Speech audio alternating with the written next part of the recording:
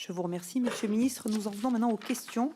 Je vous rappelle que la durée des questions et des réponses est limitée à 2 minutes sans droit de réplique. Nous commençons par Monsieur Aurélien Taché. Allez-y, Monsieur Taché. Merci Madame la Présidente. Monsieur le Ministre, chers collègues, je tiens à débuter mon propos en soulignant l'absence remarquée et plus que regrettable du ministre de l'Intérieur, Monsieur Gérald Darmanin. Néanmoins, Monsieur le Ministre, je vous remercie pour votre présence et les réponses que vous nous apportez.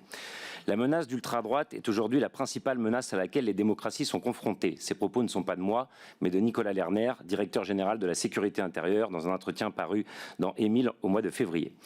Chers collègues, la menace est donc réelle dans notre pays, d'autant plus que sur les 10 derniers attentats politiques déjoués, 7 ont été fomentés par l'extrême droite et 2 par la mouvance complotiste auquel vous avez fait aussi référence, Monsieur le Ministre. Pourtant, la semaine dernière, la majorité, alliée à la droite et au Rassemblement national, a tout mis en place pour dénaturer ma proposition de loi qui demandait un rapport visant à dresser un véritable état des lieux de la menace terroriste d'extrême droite dans notre pays.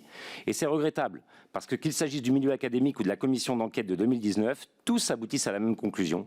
Lorsqu'il s'agit de mesurer l'implantation géographique et l'activité des groupuscules d'extrême droite, le Parlement ne dispose que d'estimations et de projections, mais pas d'éléments objectivables dont seul dispose le gouvernement, qui a les services de renseignement, évidemment, à sa disposition. Et c'est pour ça qu'une nouvelle fois, je remercie que vous soyez là pour répondre à nos questions.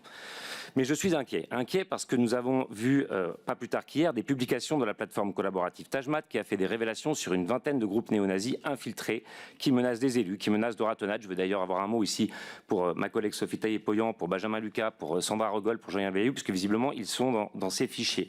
Inquiet pour le maire de Saint-Brévin, qui est menacé par l'extrême droite depuis des mois. Il vient d'être victime d'un incendie volontaire quand je vois que je vois que des commandos baptisés Waffen-SS attaquent des étudiants. Donc, Monsieur le Ministre, nous avons eu à connaître dans une vie passée ensemble de savoir ce que c'est que ces communes qui ont des difficultés pour accueillir des centres d'accueil pour réfugiés. On voit que cette menace monte. Vous avez cité un certain nombre d'éléments probants. Est-ce que vous pensez qu'une stratégie complète et véritablement ciblée sur le terrorisme d'extrême droite doit être mise en œuvre pour pouvoir aller plus loin et démanteler ces groupes? Je vous remercie. Je vous remercie, Monsieur le Ministre. Oui, sachez que mes propos ne sont pas en l'air. Ils sont construits avec Gérald Darmanin. Je vous remercie de penser qu'un ministre délégué vaut aussi la peine d'être vécu.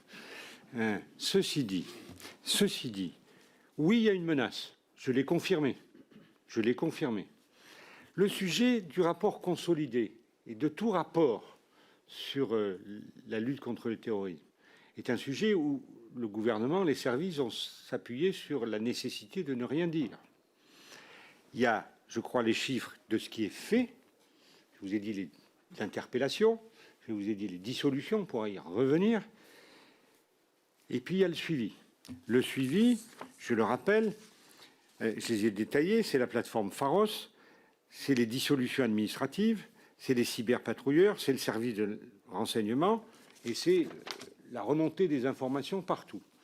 Moi, je crois que cette stratégie, j'en suis sûr, pour interroger pour l'outre-mer et participer à diverses réunions, que cette stratégie, sous la houlette de Nicolas Lerner et sous la houlette de la Direction centrale de la sécurité publique pour son service de renseignement territorial, existe. Doit-elle être mise à jour, mise à nu? Doit-on vous dire qui sont les 1300 personnes que l'on suit?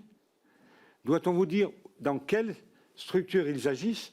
Certainement pas. Je crois qu'il faut tracer mais vous l'avez auditionné, Nicolas Lerner, donc je crois qu'il faut créer ce lien de confiance entre les parlementaires, parce que c'est leur droit d'interrogation absolu, mais respecter aussi un certain silence dès lors qu'il y a des résultats.